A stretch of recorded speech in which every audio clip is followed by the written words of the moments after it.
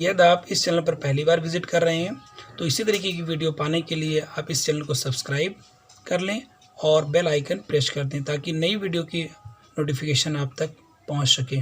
धन्यवाद। आज हम लोग अवकल समीकरण के बारे में पढ़ेंगे और पहले प्रश्नावली जो है इसको सॉल्व करेंगे। अवकल समीकरण यानी डिफरेंशियल इक्वेशन। अभी तक हम लोग समाकलन के अंतर्गत समाकलन और समाकलन के अनुप्रयोग यानी 2 चैप्टर हम लोग कंप्लीट कर चुके हैं। यदि आपने अभी तक उस वीडियो को नहीं देखा है तो आप इस चैनल के प्लेलिस्ट में जाकर आप उस वीडियो को देख सकते हैं। यहाँ पे हमें अवकल समीकरण के अंतर्गत देखना है कि अवकल समीकरण क्या होता है, इसकी कोट कैसे ज्ञात करते हैं, इसकी घात कैसे ज्ञात करते हैं। तो यहाँ देखिए, यदि किसी समीकरण में स्वतंत्र चर प्रतंत्र चर।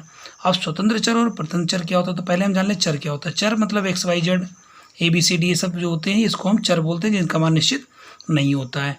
तो अगर कोई समीकरण लिखा जाता है उसमें एक चर 2 चर हैं अगर, तो उसमें से एक चर होगा आपका स्वतंत्र होगा और एक दूसरे पर डिपेंड कर रहा होगा तो उसको हम प्रतंत्र चर बोलते हैं। चलिए हम यहाँ पे एक बार देख भी लेते हैं इस तरीके से कि अगर कहीं लिखा है, मान लीजिए x + y = 10 लिखा है या y बराबर यहाँ पे 10 - x कर लेंगे तो ये x आपका स्वतंत्र हो गया और ये y आपका प्रतंत्र हो गया क्योंकि y जो है x के मान पर डिपेंड है, इसीलिए ये इसको बोलेंगे स्वतंत्र चर और इसको बोलेंगे प्रतंत्र चर बोलेंगे। तो यदि किसी समीकरण में स्वतंत्र चर प्रतंत्र चर तथा प्रतंत्र चर का अवकल गुणांक विद्यमान हो तो उसे अवकल समीकरण कहते हैं। जैसे कि एग्जाम्पल में यहाँ दिया हुआ है कि इस तरीके से यहाँ पे ds/dt का whole cube plus 3s d2s/d2 dt2 = 0। तो ये आपका अवकल समीकरण होगा। किसी अवकल समीकरण की कोट उसमें विद्यमान उच्चतम कोटि के अवकल की कोटि के बराबर होती है। यानी किसी भी अवकल समीकरण का अगर मुझे कोटि ज्ञात करना है तो मुझे देखना है कि वो अधिक से अधिक कितनी बार वो अवकलन हुआ है, उसका वही उसकी कोटि होगी। और किसी अवकल समीकरण की घात क्या होती है तो उसमें विद्यमान उच्चतम कोटि के अवकलज की घात के बराबर होती है। यानी उसी का, यानी जो अधिकतम कोटि वाला होगा उसी का जो घात होगा उसी को हम समीकरण का अवकल समीकरण का घात कहेंगे। चलिए हम लोग प्रश्नावली देखेंगे। प्रश्नावली 9.1 के जो प्रश्न है यहाँ प्रश्न संख्या 1 से 10 तक के प्रश्नों में प्रत्येक अवकल समीकरण की कोटि एवं घात यदि परिभाषित हो ज्ञात कीजिए। देखिए, जितने भी अवकल समीकरण होते हैं सबकी कोटि तो परिभाषित होती है, लेकिन कोई जरूरी नहीं कि घात उसकी परिभाषित हो। कभी कभी घात उसकी परिभाषित नहीं होती है, यानी अपरिभाषित होती है। तो हमें ये ध्यान रखना है कि किसकी घात परिभाषित होगी, किसकी घात अपरिभाषित होगी।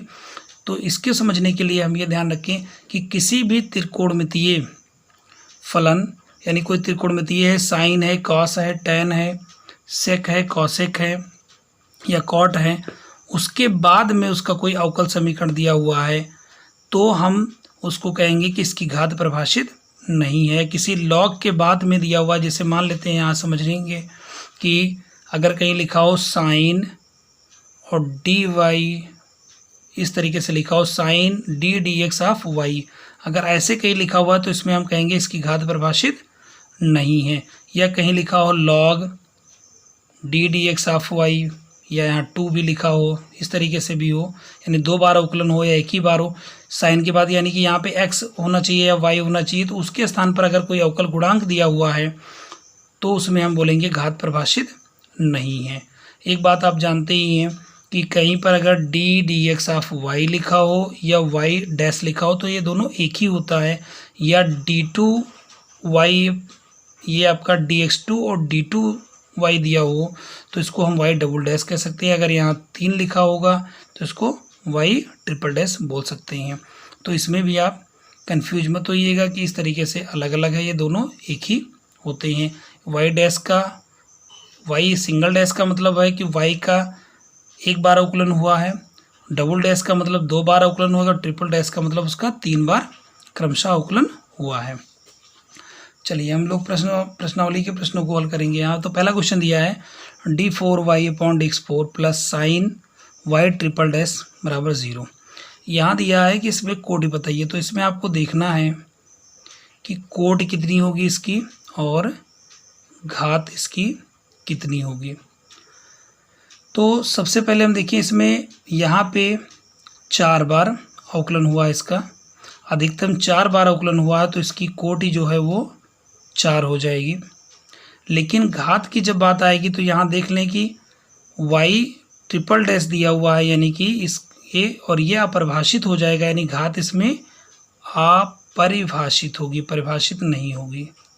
तो ये हमें ध्यान रखना है कि इसमें कोटि तो 4 है लेकिन घात इसकी अपरिभाषित है। अगला क्वेश्चन देखेंगे इसमें, तो इसमें अगर हम कोटि की बात करें तो कोट इसमें y डैश है, यानी कि ये लिखा है D D x of Y, तो D D x of Y लिखा हुआ है, यानी कि कोट इसकी एक ही बार अवकलन हुआ है। और इसकी घात की बात करें तो जो एक बार अवकलन हुआ है इसके ऊपर यहाँ पे 1 ही रहेगा, यानी कि घात इसकी 1 हो गई। इसी तरीके से तीसरा क्वेश्चन आपका है कोट कितनी होगी, तो यहाँ पे देखें हम कि अधिकतम अवकलज जो है वो यहाँ पे दिया है 2 बार और इसमें केवल एक ही बार हुआ, तो इसको हम लेंगे तो 2 बार, यानी कि कोट इसकी 2 हो गई। और अगर हम घात की बात करें तो जो कोट अधिकतम लिया गया है इसी के ऊपर यहाँ पे क्या लिखा है 1 है, तो इसका घात 1 हो जाएगा। इसी तरीके से अगले क्वेश्चन की बात करें, क्वेश्चन नंबर 4 में, तो इसमें देखें आप कोट क्या होगी, तो इसकी कोट होगी यहाँ पे देखें 2 है अधिकतम, तो ये कोट 2 हो जाएगी। लेकिन जैसे ही घात की बात करेंगे, हम पहले भी बता चुके हैं कि कॉस के बाद ये लिखा हुआ है D D x of y या वाई डैश भी कह सकते हैं इसको, इसीलिए घात इसकी अपरिभाषित हो जाएगी। यहाँ पे लिख देंगे अपरिभाषित, यानी परिभाषित नहीं है।